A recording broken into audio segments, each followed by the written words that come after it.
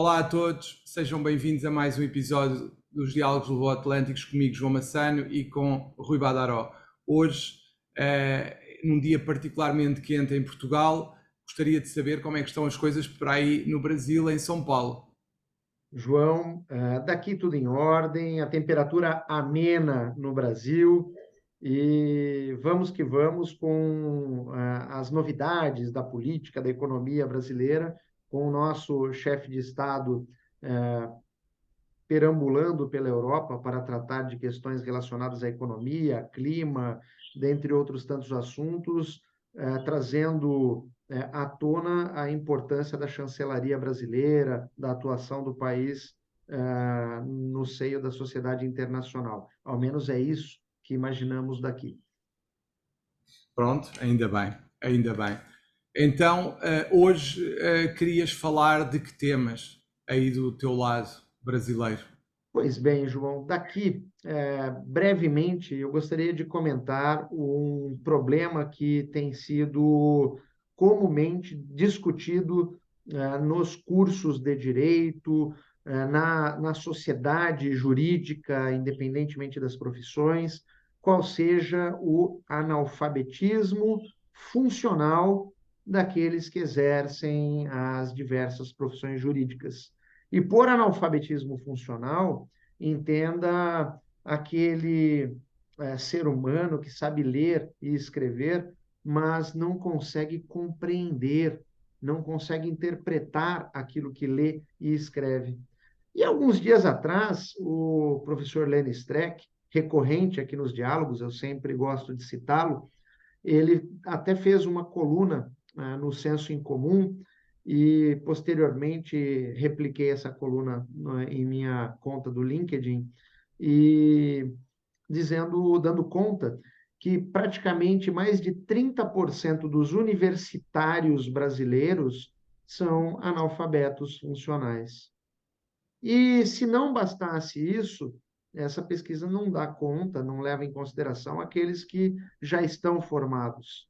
Então, nós podemos afirmar, não com segurança, mas numa conta de papel de pão, que praticamente 40% daqueles que exercem a profissão jurídica no Brasil, de alguma maneira, possuem dificuldade de compreender e interpretar textos jurídicos.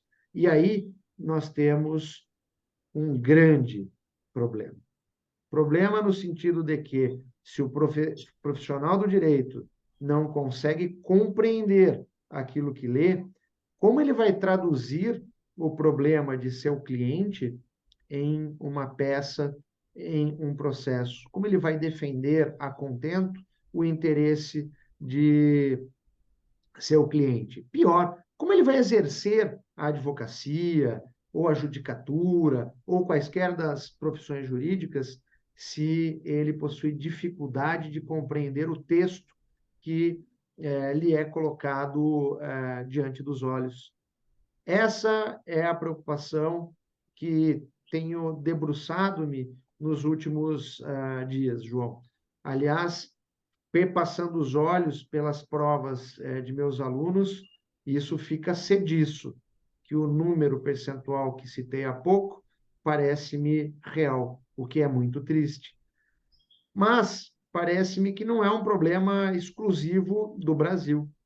Tenho lido que há uma dificuldade bastante grande dos jovens em todo o mundo em compreender efetivamente os textos, seja pela facilidade de acesso à informação do World Wide Web, seja pela preguiça de ler.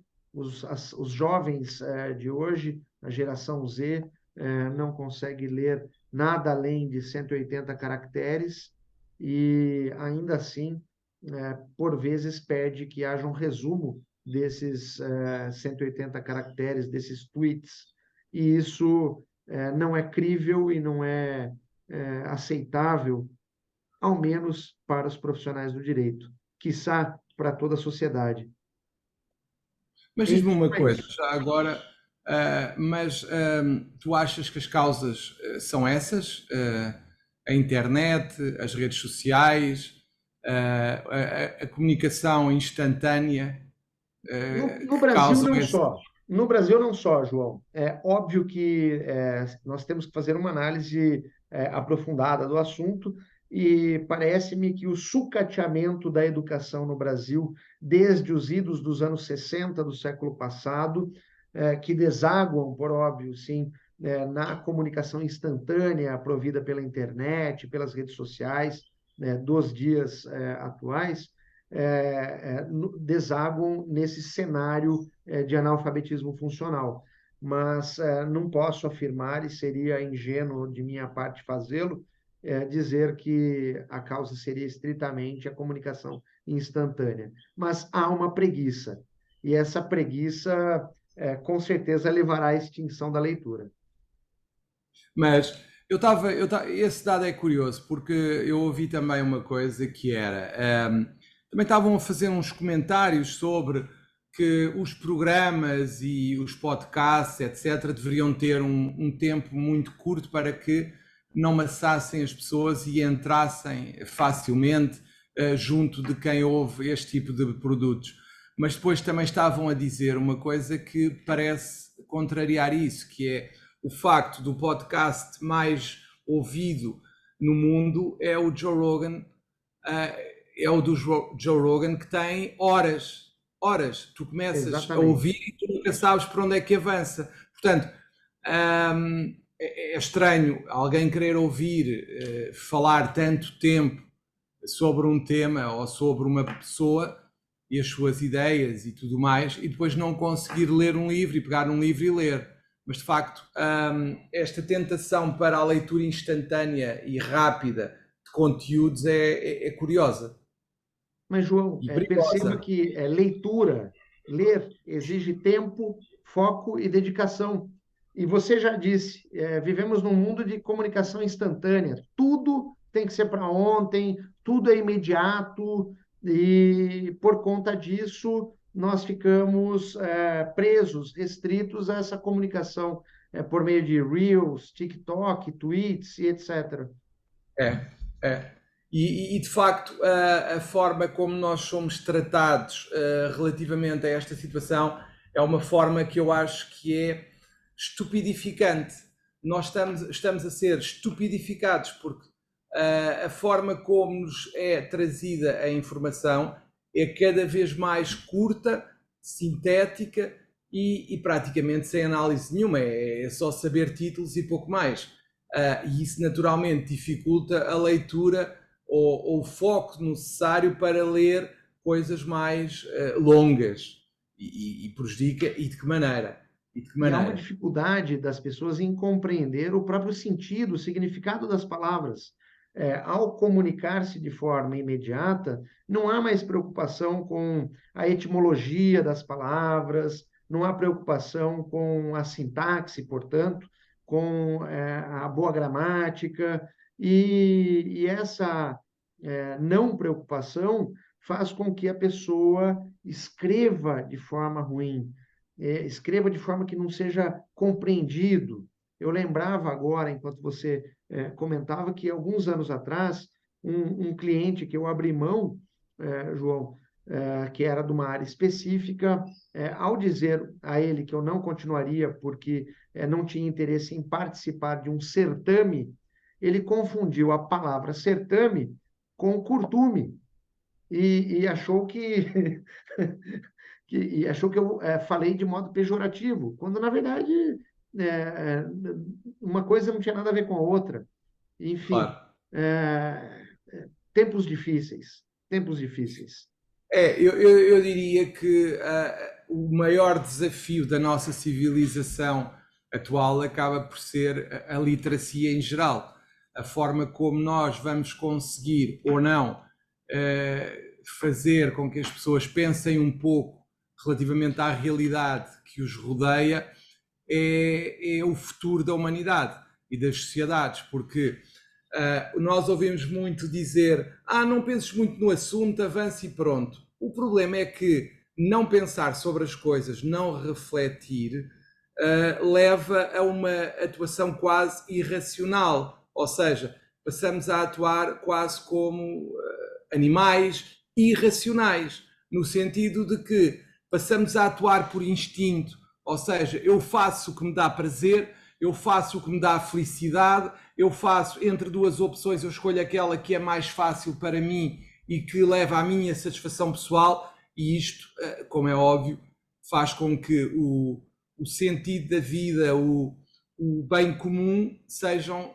miragens, porque o que eu quero estar bem, é um pouco como uma necessidade básica, eu preciso de comer, eu quero comer, agora eu quero satisfazer as minhas necessidades todas e os outros, desculpa-me a expressão, arranjem-se, amanhem-se.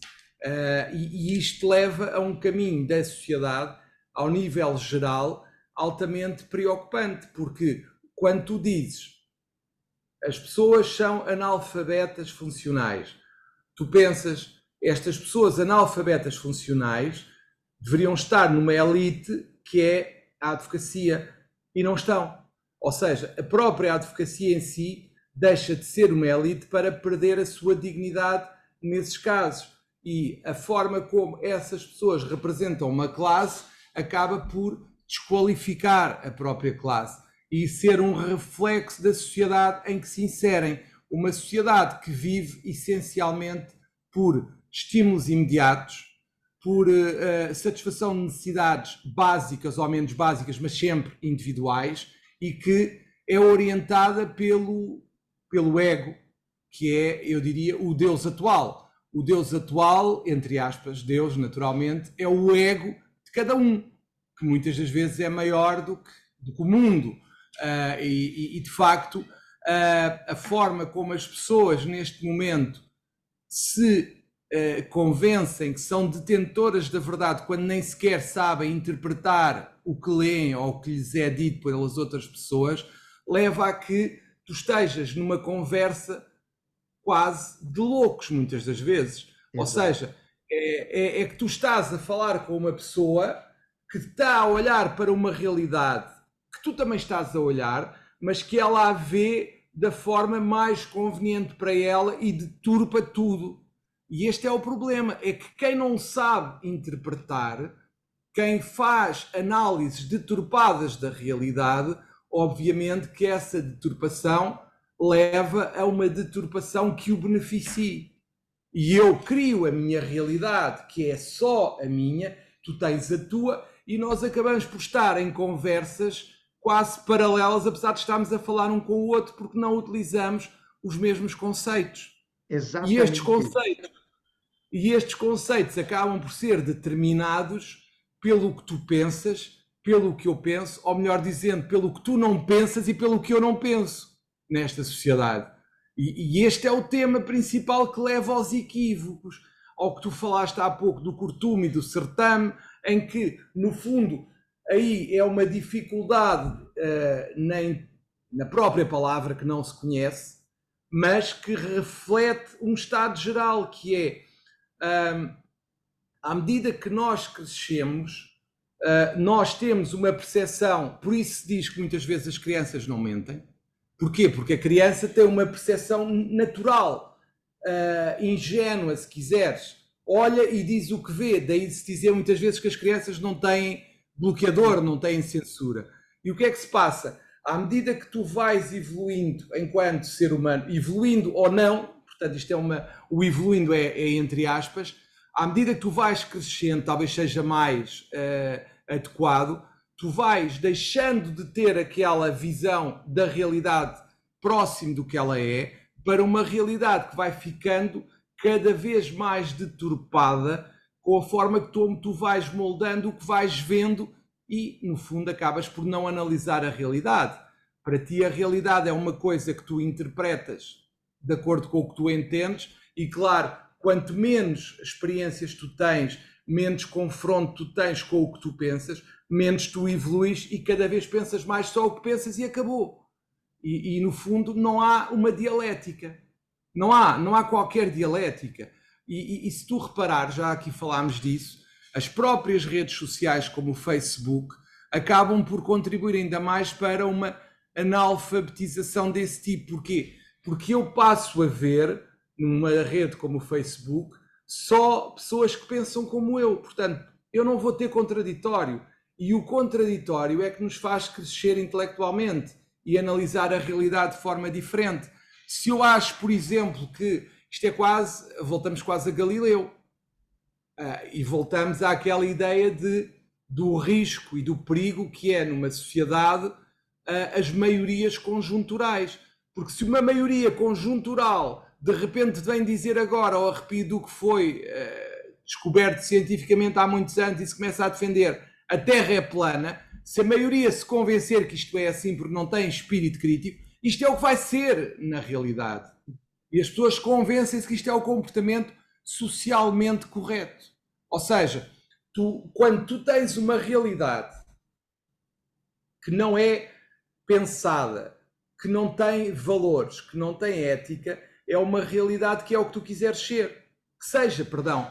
Isto significa que tu crias, quando tu deixas de ter uma sociedade estruturada em valores, em princípios, que sejam permanentes, ou pelo menos aqueles que devem condicionar todas as atitudes do ser, tu acabas por ter, a partir do momento em que tu perdes esta âncora, tu acabas por flutuar no sentido das maiorias conjunturais, que podem ir para ali, podem ir para ali, podem ir para ali, porque não têm qualquer âncora ética, valorativa. E isso tem a ver com o quê? Se eu não penso, se eu não leio, se eu não consigo apreciar e analisar o que me rodeia e interpretar, que nem sempre é fácil, eu vou atrás, desculpe uma expressão, do primeiro vento que aparecer, como um balão.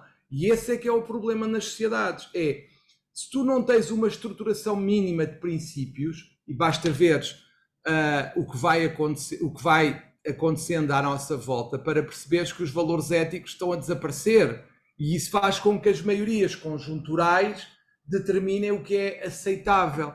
É um pouco como a partir do momento em que se aceitam determinadas situações como a eutanásia, se tu não tiveres o mínimo de limitação valorativa, axiológica de uma situação como a eutanásia, tu às tantas tens uma rampa deslizante que te permite ir para qualquer sítio. Nós temos, por exemplo, a Holanda, que neste momento já permite que haja crianças a determinar a sua própria morte, com 10, 12 anos. Eu pergunto-me, será que uma criança com 10, 12 anos tem maturidade para ter o tal consentimento livre e esclarecido numa situação destas? Este é um problema. É um problema. Uma criança, por exemplo, pode decidir mudar de sexo, mas não pode, por exemplo, tirar a carta de condução nem votar. Pode. Neste momento, nós corremos um risco tão grande que o próprio direito, enquanto estruturação da sociedade, só pode vigorar enquanto for aceito por essa sociedade. Se essa sociedade deixa de ter os princípios básicos mínimos, que sejam a expressão do mais essencial para a vida em sociedade, tu acabas por ter uma sociedade à deriva, que vai para aqui, vai para ali. Basta lembrar, e nem é preciso ir muito longe, basta ir à Segunda Guerra Mundial, em que uma maioria de uma sociedade se convenceu que a evolução da sociedade e do homem teria que se fazer pelos melhores. No fundo, era quase um critério darwiniano, ou seja, nós vamos fazer sobreviver os melhores e matar os mais fracos que podem, no fundo, atrasar a evolução do homem. Porquê? Porque num determinado momento da humanidade, uma determinada sociedade teve uma maioria que permitiu que socialmente aquilo fosse aceito sem qualquer valoração ética.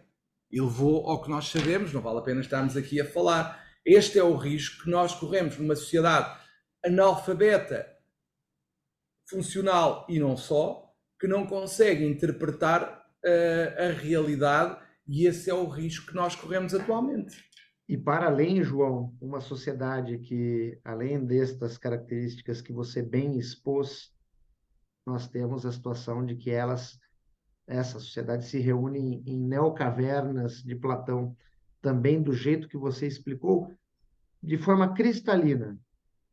Aqueles Sim, que pensam de forma semelhante se amealham em um grupo onde sentem-se felizes em ouvir o que o seu par diz, quando na claro. verdade não há reflexão, não há discussão, não há crítica, não há debate.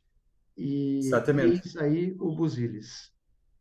Esta sem era a dúvida. temática que eu gostaria de tratar, João. E diga-me o seguinte: e de Portugal, quais são as boas novas? O que você nos traz de assuntos? Eu não sei, hoje já estamos um bocadinho alongados. A única coisa que eu diria era, uma vez que já não temos assim tanto tempo quanto isso, em Portugal, agora falando mais daquilo que toca na nossa profissão, que é a advocacia, e que em geral está a tocar em várias ordens profissionais, que é a alteração dos estatutos de diversas ordens que não têm sido muito bem aceitos por quase todas. Ainda agora temos uma campanha da Ordem dos Veterinários em que diz que a alteração dos estatutos da Ordem dos Veterinários conduzirá a um risco de saúde pública por não se poder assegurar a qualidade da carne que é comprada por cada um de nós nos supermercados, nos talhos, etc. E no nosso caso específico da Ordem dos Advogados, o que está em causa é o cidadão e a forma como o cidadão verá os seus direitos defendidos no futuro que está em causa. E este é um tema que eu acho que teremos que voltar num próximo diálogo, porque hoje creio que não deveremos alongar muito o programa. Assim o faremos, João. E eu vou deixar um mote aí para o próximo Diálogos, que já fica com tema pré-definido. Sem Sim, advogado, não se faz justiça. claro que não, claro que não. E o barato sai caro muitas vezes. Pois, é exatamente isso. Então, estes foram os Diálogos Luso-Atlânticos, com João Massano, falando de Portugal, e comigo, Rui Badaró, falando do Brasil. Um grande abraço a todos Um e grande até abraço. o próximo Diálogos Luso-Atlânticos. Um grande abraço e até ao próximo episódio. Obrigado.